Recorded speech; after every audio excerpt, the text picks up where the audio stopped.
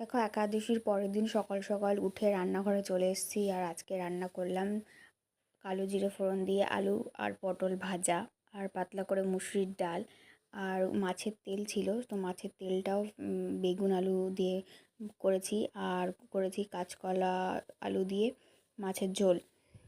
এবার খাওয়া দাওয়া কমপ্লিট করে বাকি যে সমস্ত কাজ থাকে সেগুলো কিন্তু করে চলে এসেছি ওপরে, একদম স্নান করে রেডি হয়ে চলে এসেছি। এখন সিঁদুরটা পরে নিচ্ছি। তো এখন কিছু জামা কাপড় দেখছি রয়েছে, সেইগুলো ভাঁজ করব।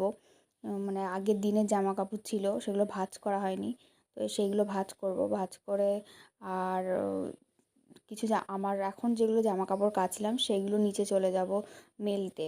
মেলে এসে একটু শোবো। তার মধ্যে ফল খাওয়া হয়নি আজকে, তা ভাবলাম ফলটাও খেয়ে নিই। ফলটা খেয়ে একটু ঘুমোলাম, তারপরে দুপুরের খাওয়া দাওয়া করলাম। আর বিকালে কিন্তু একটু বৃষ্টিও হচ্ছে।